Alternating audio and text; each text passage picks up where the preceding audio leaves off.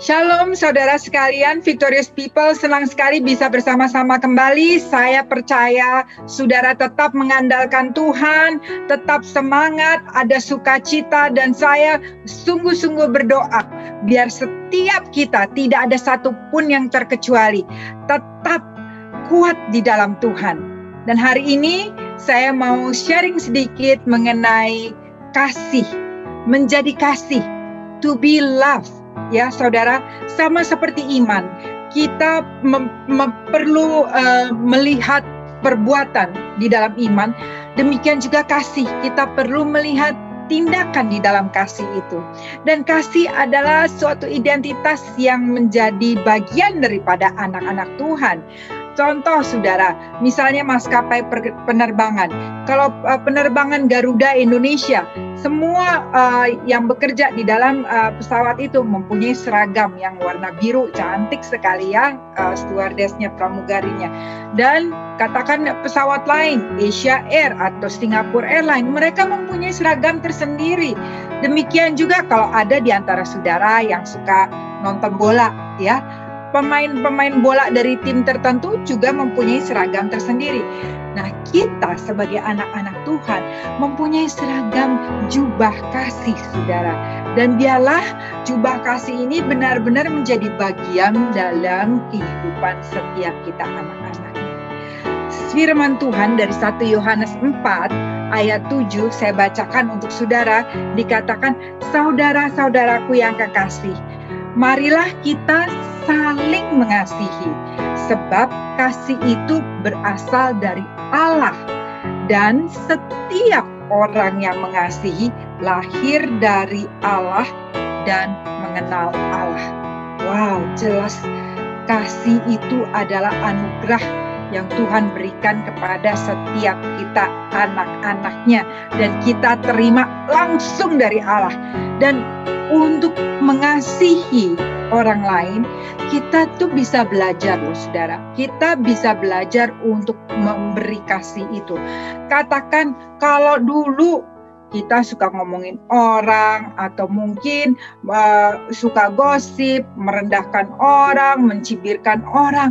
Tetapi sekarang setelah menerima kasih Yesus, setelah lahir baru, perkataan kita berubah. Bukan lagi perkataan-perkataan yang negatif, tetapi karena kasih Allah yang sudah ada dalam kehidupan kita, perkataan kita menjadi perkataan-perkataan yang membangun, yang mengasihi, yang membawa orang kepada Tuhan Yesus.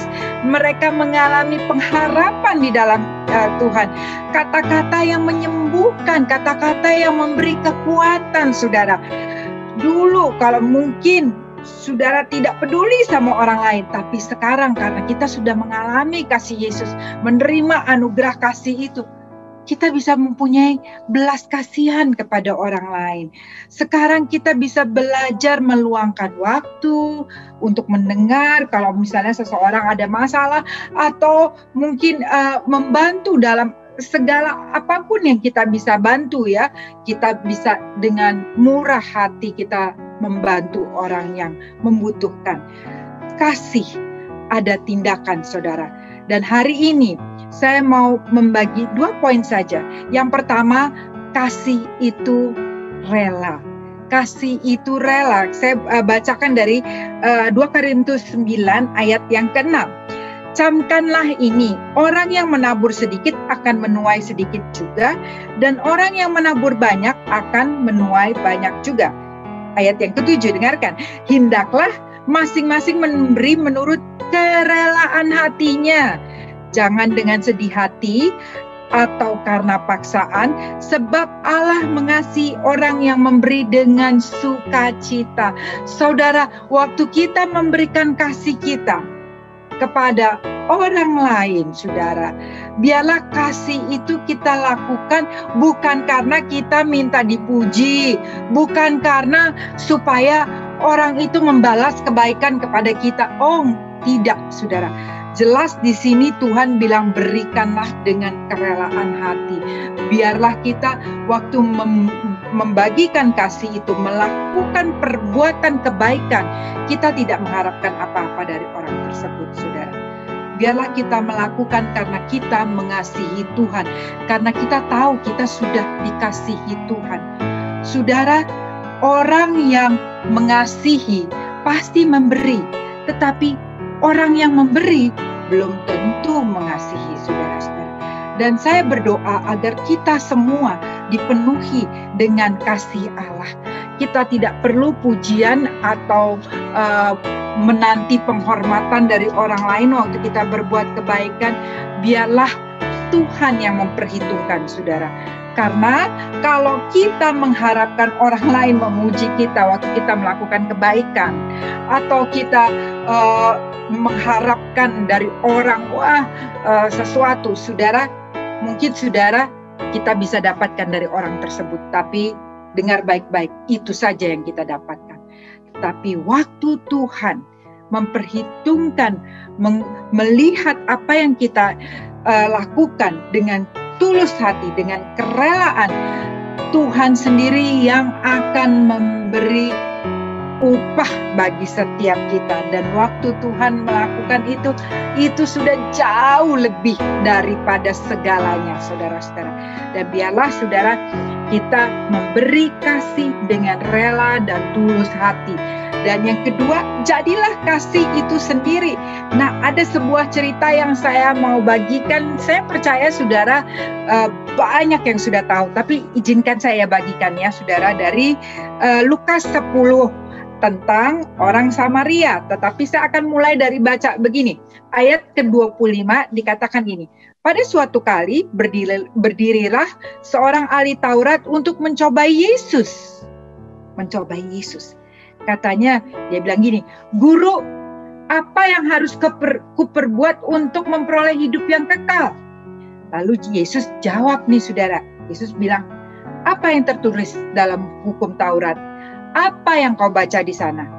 Lalu orang ini saudara yang mau mencobai Yesus, dia berkata, "Kasihilah Tuhan Allahmu dengan segenap hatimu dan dengan segenap jiwamu dan dengan segenap kekuatanmu dan dengan segenap akal budimu, dan kasihilah sesamamu manusia seperti dirimu sendiri." Waktu dia udah selesai ngomong gitu, Yesus bilang, "Jawabmu itu benar. Perbuatlah demikian, maka engkau akan hidup." Remember saudara, orang ini bertanya kan di ayat yang ke-25, "Guru, apa yang harus kuperbuat supaya aku bisa hidup yang kekal?" Dan Tuhan bilang, "Itu loh yang tadi barusan kamu baca, kasihilah Tuhan Allahmu dengan segenap hati, dengan segenap jiwa, kasihilah sesama seperti kamu mengasihi dirimu sendiri, karena itu engkau akan hidup." Saudara, nah orang Farisi ini kemudian bertanya lagi kepada Yesus. Saudara ingat ya pertanyaan ini ya, dia bertanya begitu kepada Yesus, "Guru, kalau gitu siapakah sesamaku manusia?" Langsung Yesus memberi ilustrasi sebuah cerita yang luar biasa. Bagaimana ceritanya? Ceritanya begini saudara. Ada seorang yang sedang dari Yerusalem sedang pergi ke Yeriko. Tetapi di dalam perjalanan itu dia dirampok, bahkan dipukul, bahkan dalam bahasa Inggris dikatakan he was stripped down, bajunya dibuka semuanya sampai tidak ada baju lagi saudara. Dan dia itu sudah setengah mati, berarti he was dying already, sudah mau mati ya, sudah setengah gitu saudara-saudara. Lalu apa yang terjadi?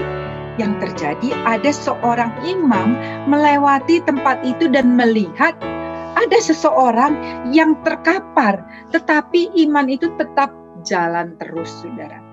Yang pertama.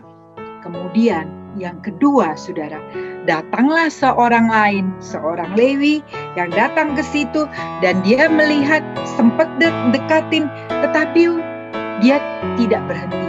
Dia tetap jalanlah terus, saudara. Lalu datanglah seorang Samaria yang sedang dalam perjalanan ke tempat itu, dan waktu dia melihat, apa yang terjadi? Dia berhenti.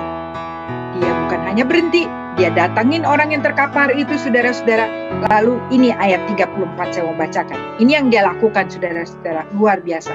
Ia pergi kepadanya, lalu membalut luka-lukanya, sesudah ia menyiraminya dengan minyak dan anggur. Kemudian ia menaikkan orang itu ke atas keledai tunggangannya sendiri, lalu membawanya ke tempat penginapan dan merawatnya.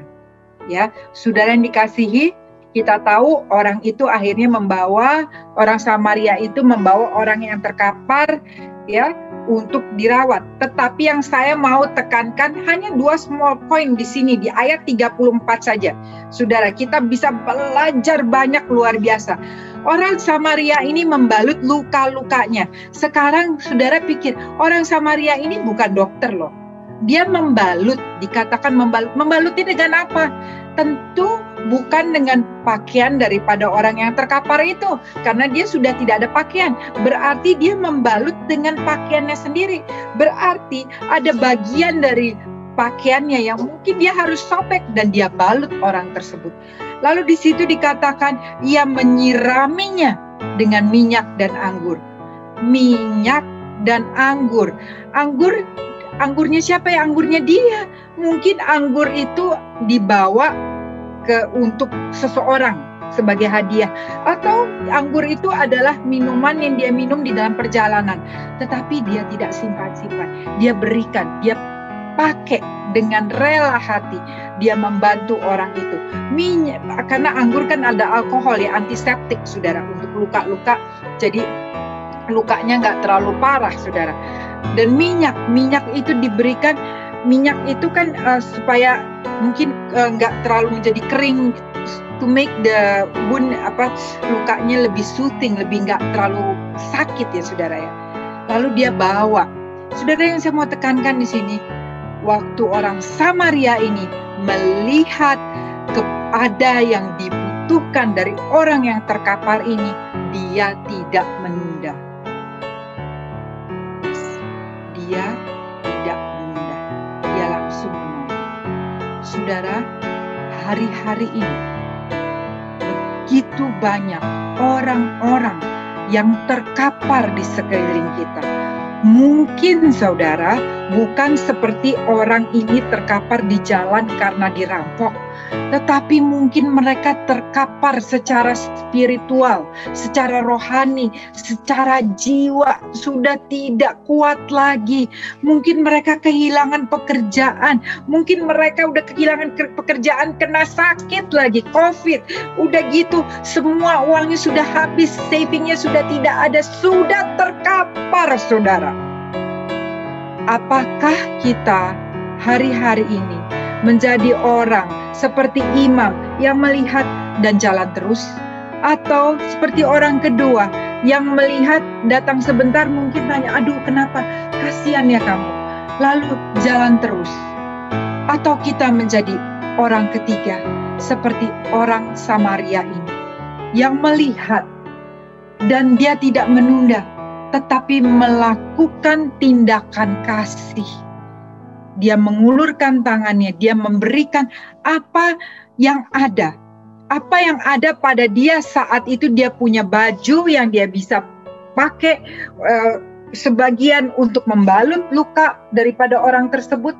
Dia ada minyak, dia ada anggur, itu yang dia berikan, dan dia ada sedikit uang untuk membantu orang itu, supaya orang itu bisa dirawat. Saudara yang dikasihi Tuhan, biarlah hari-hari ini saya berdoa setiap kita menjadi alat di tangan Tuhan, menjadi kasih. Let's be love. Jadilah kasih itu. Biarlah setiap kita menjadi terang bagi kemuliaan Tuhan, menjadi garam hidup kita, menjadi berdampak dimanapun Tuhan percayakan. Mari saudara, saya percaya kita semua yang telah menerima kasih Tuhan yang luar biasa, kita tetap mengandalkan Tuhan. Waktu kita memberi sedikit, kita menerima sedikit, memberi banyak, kita memberi banyak. Ini janji Tuhan. Dan biarlah kita dengan penuh sukacita melakukan apa yang Tuhan ingin lakukan, karena setiap kita telah menerima kasih yang luar biasa. Mari kita berdoa. Bapa di surga, kami mengucap syukur, kami berterima kasih. Tuhan, kasih-Mu besar atas setiap kami. Tuhan, saat ini ya Tuhan, kami berdoa, mungkin ada di antara hamba-hamba-Mu yang saat ini seperti di dalam cerita ini ya Tuhan, seperti orang yang sedang dirampok, orang yang sedang tidak berdaya lagi. Tuhan, kalau itu adalah kami ya Tuhan, kami minta kekuatan daripada-Mu untuk tetap bisa berharap di dalam Engkau, karena pengharapan di dalam Engkau tidak pernah mengecewakan. Dan Tuhan, kami berdoa, kalau kami ada di dalam keadaan yang baik, biarlah apapun yang kami miliki, kami tahu itu semua ada datangnya daripada Engkau. Pakai hidup kami ya Tuhan, untuk menjadi seperti orang Samaria ini, di mana kami bisa melihat orang lain yang membutuhkan pertolongan, yang membutuhkan kasih. Kami boleh menjadi rekan sekerja-Mu Bapa, yang mengulurkan kasih itu dengan tindakan kasih. Karena kami percaya Tuhan, Engkau yang terlebih mengasihi kami. Apa yang kami lakukan, biarlah itu semua memuliakan nama-Mu. Terima kasih Tuhan Yesus, dan hamba memberkati setiap para pendengar, viewers yang ada saat ini. Tuhan berkati kehidupan mereka berlimpah-limpah. Pakai setiap kami menjadi alat di tangan-Mu bagi kemuliaan-Mu. Hidup kami biarlah memakai jubah kasih, dan biarlah kami menjadi kasih itu sendiri, karena kasih-Mu sudah ada dalam kehidupan setiap kami. Terima kasih Tuhan Yesus, kami berdoa hanya di dalam satu nama yang ajaib, Yesus Kristus. Haleluya. Amin. Saudara yang dikasihi, saya percaya setiap kita menerima kasih Tuhan Yesus, dan biarlah kita tetap semangat, kita tetap menjadi saluran berkat, menjadi saluran kasih bagi banyak orang. Sampai jumpa, Tuhan Yesus memberkati. Shalom.